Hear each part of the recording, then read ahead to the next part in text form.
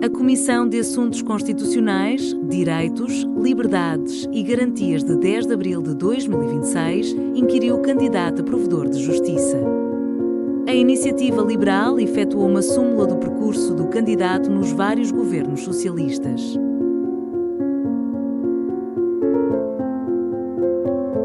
Eu assisti aqui a um momento interessante em que foram colocadas as questões numa perspectiva que eu tenho visto também já talvez na praça pública, de branqueamento de um percurso que é o do Soutor. E com toda a frontalidade e transparência vou partilhar com o Soutor, Tiago Antunes, que, em minha opinião, não tem condições para o exercício do cargo a que se apresenta. O Soutor colocou a tónica no seu percurso académico, não é esse que me interessa, mas falou menos do seu percurso político, e o seu percurso político tem dois momentos essenciais. Um é o de pertença ao núcleo duro do governo de António Costa e o outro é de pertença ao núcleo duro do governo de José Sócrates. Ora, ao contrário do que aqui foi dito, eu não considero que isso seja currículo. Considero, numa expressão lata, que se trata mesmo de cadastro. No caso de António Costa, vejamos bem, o Soutor teve responsabilidade direta em questões como as políticas de imigração que levaram à bancarrota do sistema de fronteiras e, por outro lado, responsabilidade diretíssima nas questões da resposta ao Covid, onde, manifestamente, houve situações em que houve violação clara dos direitos, liberdades e garantias dos portugueses. E o Soutor estava lá. Agora, indo um pouco mais atrás, o Soutor, na sua fase política de pertença ao governo de José Sócrates, primeiro incluiu-se naquela categoria de portugueses que não sabia, não se deu conta, não viu e não só não viu aquilo que era, o comportamento pessoal de José Sócrates, como também fez parte do governo que, recorde-se, levou o país a uma bancarrota. Mas há mais, Soutor. Não é só isso, é ainda pior que isso. É que eu estou absolutamente convencido, convicção pessoal, que o Soutor fez parte de uma máquina de intoxicação e manipulação da opinião pública. Os denominados abrantes. E daí que eu não estivesse tão errado, se calhar, no princípio, quando me enganei no nome de Soutor. E, portanto, o Soutor fez parte dessa máquina. O Soutor teve responsabilidade direta nessa máquina. Com meios do Estado, estou absolutamente convencido.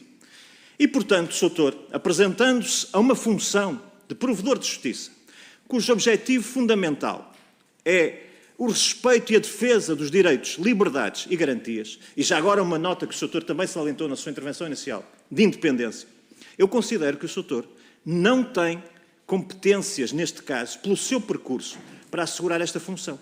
Qual era aquela que eu lhe reconhecia? O Soutor também falou disso. A utilização de canais informais. Isso o Soutor participou, quando esteve ligado a blogs como o Simplex, a blogs como a Câmara Corporativa, em alimentar com intoxicação da opinião pública com um conjunto de informações. Isso não tenho dúvida. Mas não são esses canais informais que estão aqui em causa, Soutor Tiago Antunes. Já agora, deixe-me dizer que o seu nome apareça para uma função desta natureza revela um PS que não surpreende, que é um PS incapaz de reconhecer os erros da sua história, mas revela, na medida em que o Soutor seja eleito, um PSD sem memória e um Chega sem espinha dorsal. Porque é assim, é isto que nós temos aqui, a sua candidatura é isto. E, portanto, na medida em que o PSD acabe por votar a favor da sua candidatura e que o Chega acabe por votar a sua candidatura, eu do PS já não espero grande coisa, devo dizer, isso significa que num caso não há memória e no outro lado não há coluna vertebral. Agora, Soutor, depois desta intervenção, que lhe disse que ia ser transparente e frontal e que revela as minhas convicções, eu quero dizer que não creio que haja pessoas que não mereçam redenção.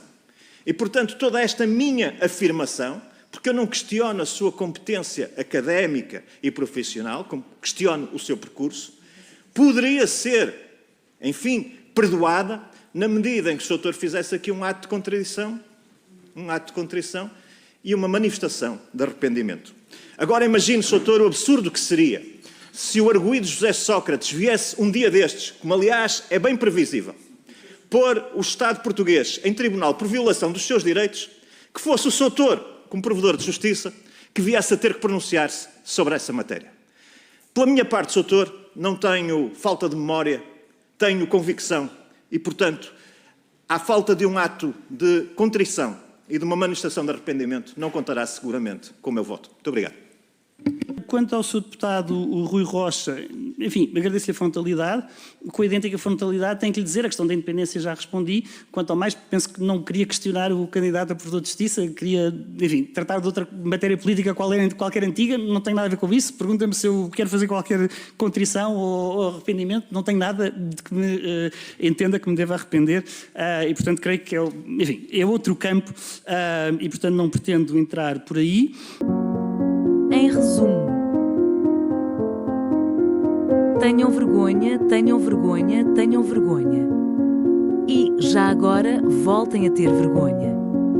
Obrigada.